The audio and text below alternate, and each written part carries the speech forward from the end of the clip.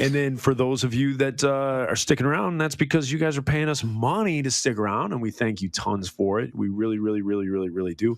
And you guys, I don't know when this is coming out, but I'm really going to start trying to press Reese, and hopefully by the time that this comes out, hopefully will have already set up a Zoom meeting for Patreon members, and we can have. Right. I just don't know how to do it. I can set it up. I can set it up. Not a big deal, and we can. We'll have it done where we can meet with some of you guys for maybe a half hour, an hour. We'll see what we can do and get you guys on and answer some questions and laugh with you and have some drinks. So that's it, you guys. But again, that just made me think of this. What? He's running to the back. Oh, he's grabbing a guitar. He's wearing a Vespa shirt. Here's the thing. I can show you how to play this now. Okay. You asked about this. This is how to do the baby's breath. Oh, he's gonna do baby's breath. No, so you're capoing what? Capoing 3? It doesn't matter where you capo. You just do it. But you see where so I'm making a G. Yep. I just slide this pinky finger up.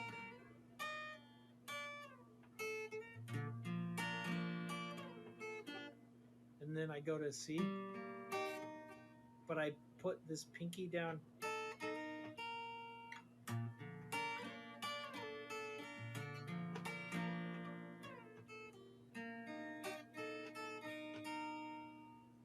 You get it? Yeah, I'll have to work on that because I've never done that. I don't know how to play guitar. I didn't have lessons, so I just made this shit up. Yeah, I don't. I'm just like Mr. like punk guitar player. And when you're a punk guitar player on an acoustic, it doesn't come across real well.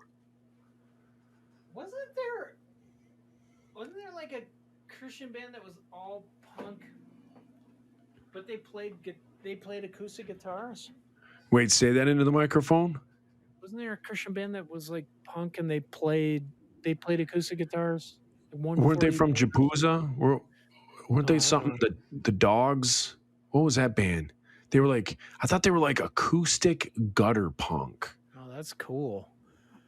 I thought that's what they were. I thought they were the dudes from Japuza. I mean, we're talking about Japuza. We're talking about Cornerstone. I thought there was a band. It was like gutter punk acoustic. And I thought they were the dudes with like the 3-foot mohawks from Japuza that were always at the skate ramps. It wasn't Crash Dog. It was some other Crash Dog. That's what I'm thinking of. They weren't acoustic gutter punk. No. They had electrical instruments. Okay, that's what I was thinking. I was thinking they were acoustic. Okay. What would an acoustic gutter punk sound? I don't think it would sound good. There was some band, 121. It was like a number. Oh, really? It was decent. Yeah. It was cool. Because, like, I think when you're writing, a lot of people write on acoustic guitar, and they're just like, let's just make that's a how I band do of this. Yeah. Yeah. Well, cool. Because we're going back to the nostalgia of Cornerstone. And a few things that I always loved about Cornerstone, because you talked about how it's just this amazing thing. I used to love and I used to love like walking around there. And I don't think when it kind of like first started, I know the way that ska and us and Five Iron and Supertones, the way we all took off. Just after us attending like our first time, the first time I went there, nobody knew me. What was really nice is you do that thing where, just like you said, you'd be walking through campsites to get to like a stage, and like someone would just be like, "Hey, brother, you want something to eat?" And you're like, "What?" Like, "No, I'm good." Then like somebody else would be you're like, the singer of the Insiders. They're just feeding people walking through. Yeah, like, "Hey, we have extra, and it's gonna get like tossed out. So, are you hungry?" Or people would just be like, "You want a hug?" And you're like, "I'm not a huggable guy. It's a 95-degree day with 100% humidity. But yes, I'd love a hug.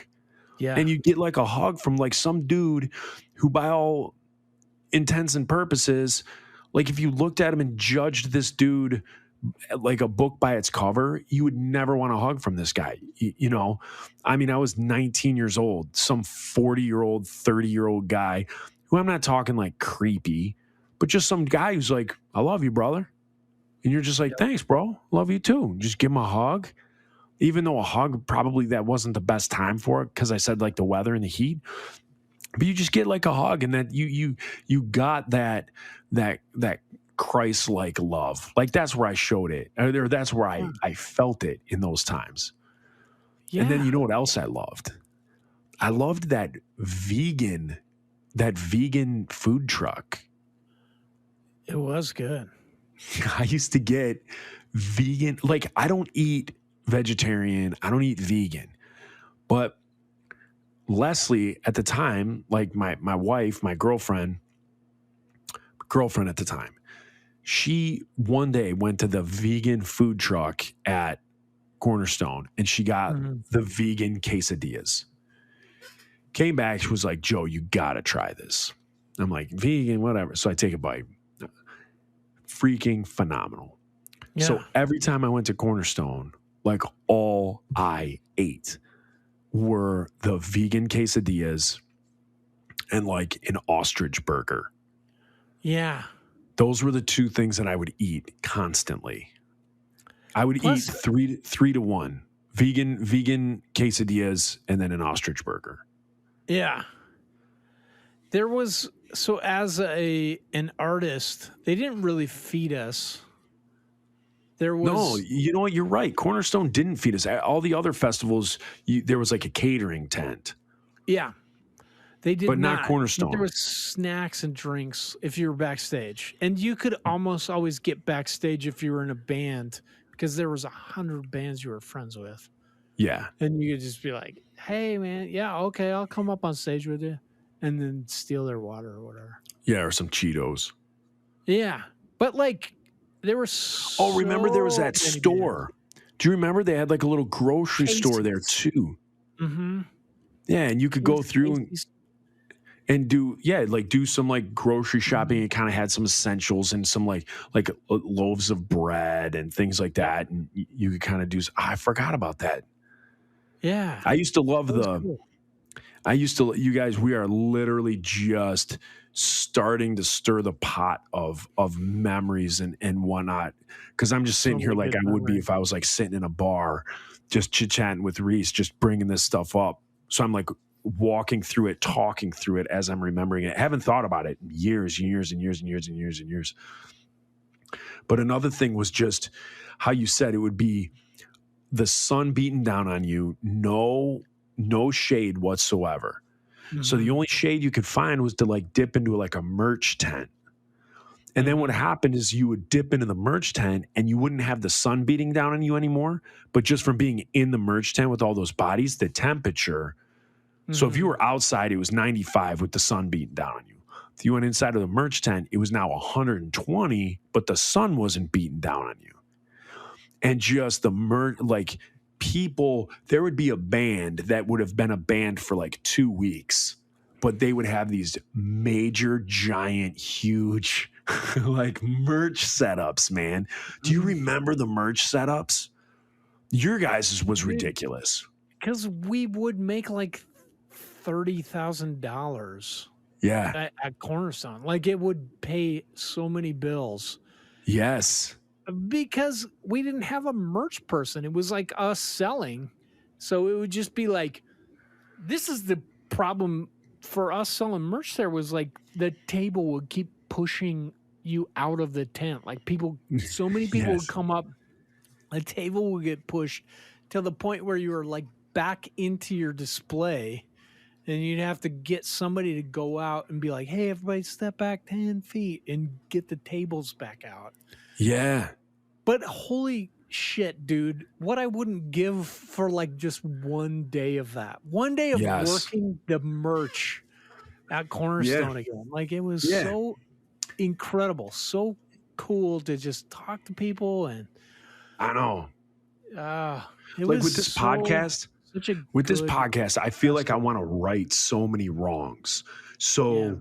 I think I've talked about this early on in our podcasting, where I don't think like I didn't treat the fans right, because I think there was this thing where like I didn't want to seem egotistical, because I truly got my tires pumped from it. Like it pumped me up. I loved the attention. I loved it.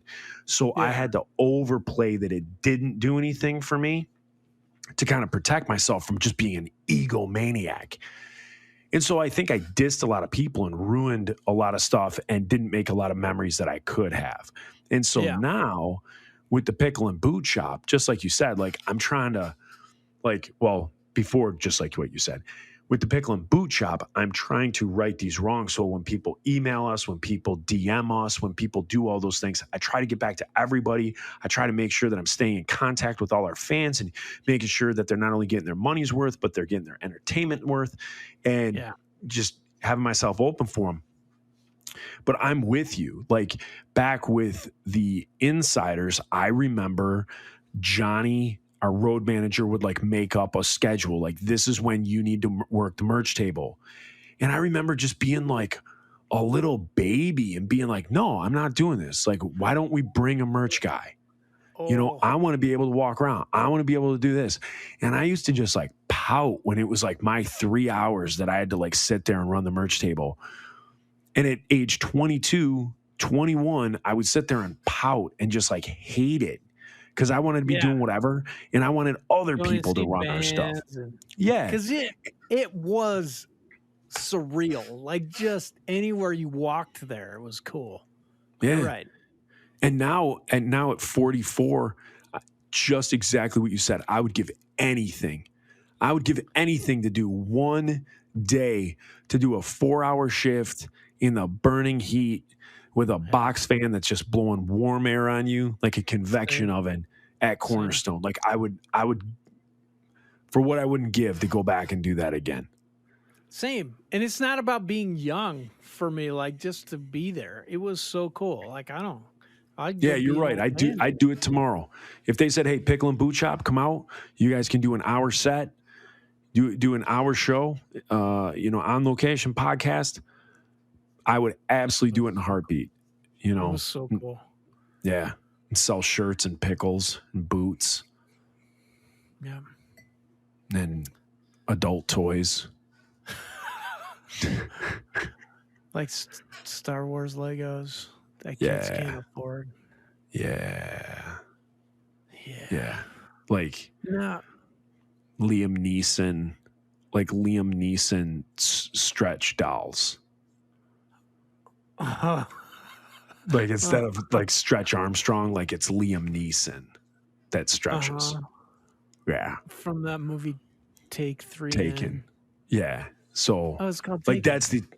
that's what I'm talking about, like adult toys. Like Game of Thrones lawn darts.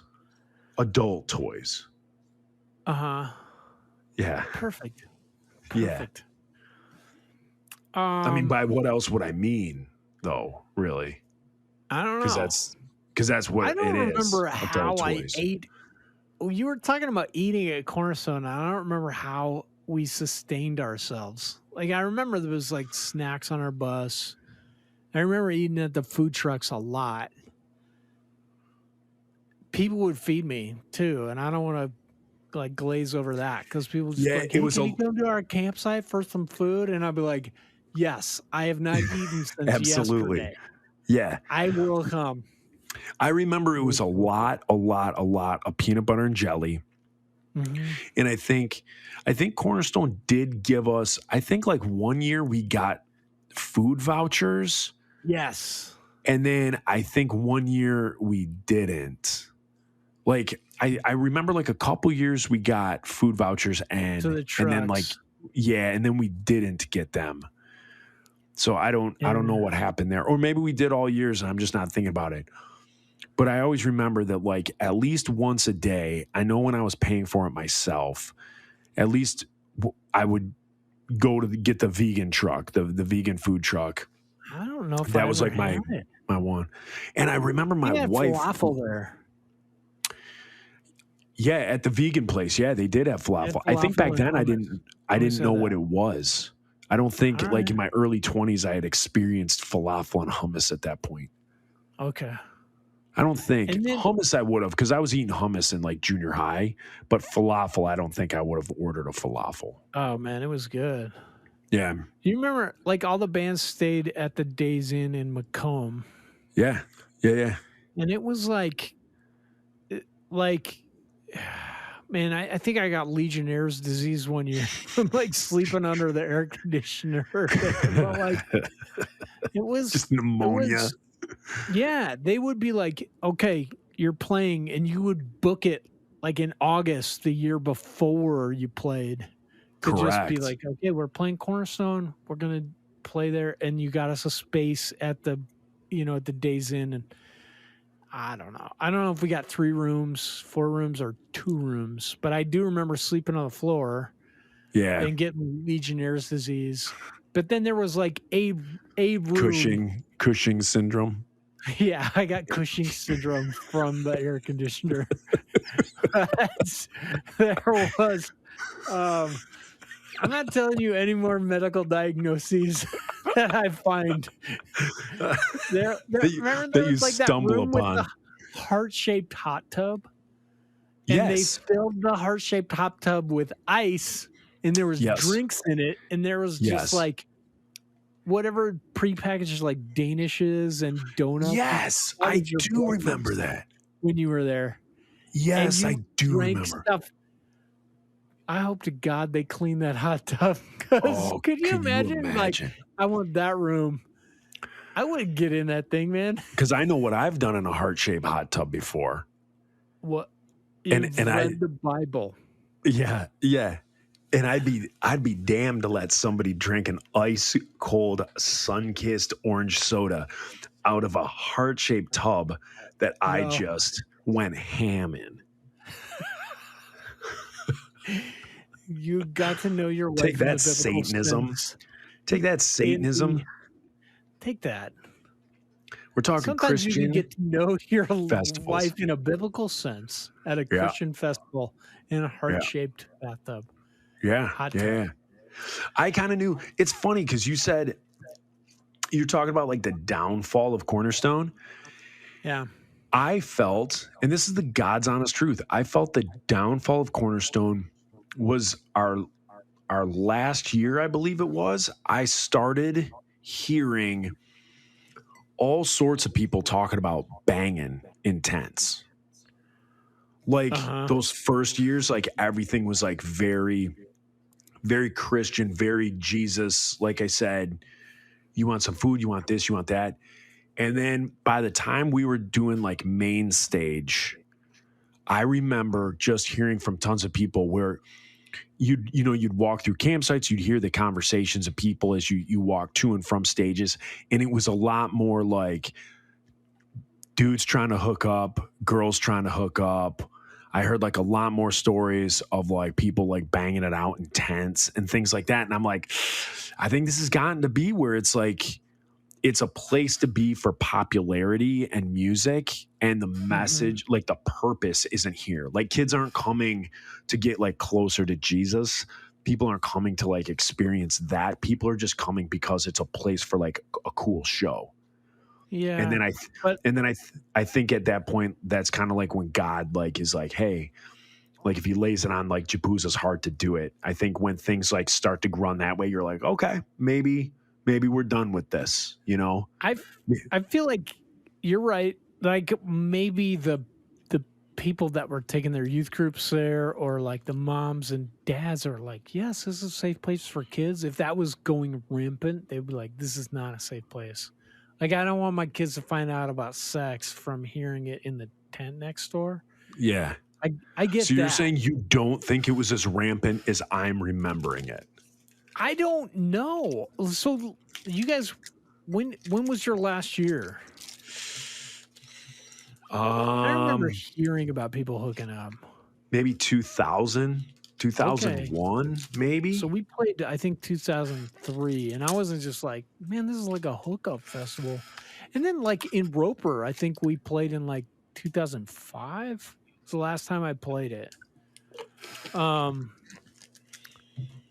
I don't remember You don't remember that? being like a thing. No, but like I'm sure it was happening.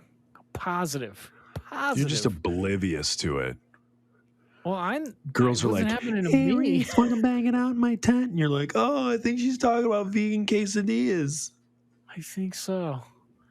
Yeah, they're like, "Can we get our picture with you?" And all you could think about was what's the goofiest face you could make for the photo, and had no clue that they were like Still standing good. there topless. Not at all.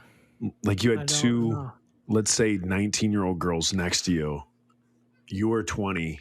They were 19. Never happened. I never saw boobs. Never until the internet came about. And then you were too busy thinking about what type of funny face to make. I still do. I know you do. I know you do. I know you do. I know you, buddy. Like, I know I'm going to look stupid in this picture, so I'm just going to control it by making a face. Yeah. I don't want to look stupid this is how I think. I don't want to look stupid with a smile that I think is nice. So if I just do my normal smile, someone takes a photo and they go, "Oh, look at that." And I look and I go, "Oh my gosh, I look so stupid. I should have just made a stupid face." But instead, my face that I'm trying to make I want people to be like, "Dang, he's cute. He's got it going on." Nope. I look dumb. And then if I would have just made a stupid face, then they would say, "You know what? He's a pretty cute guy, but he's making that dumb face." Is that what they say? I think they're just like, he is somewhere on the spectrum. That's what they say. Is there a Down syndrome spectrum? Because he's somewhere on that. Is there a Cushing syndrome spectrum? There the is. Cushing spectrum. He is on it. The Cushing spectrum.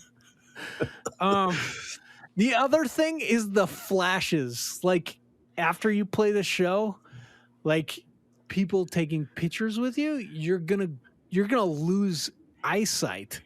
So here's an interesting fact about me is when I was like in I have 3 nuts. I have 3 nuts. This is my interesting thing. One of them, it was a transplant. I was like, "Hey doc, if you get bored, put this cantaloupe in there. It'll make it look like I got something going on." It's brass. I want to tell people I have a brass ball. Yeah.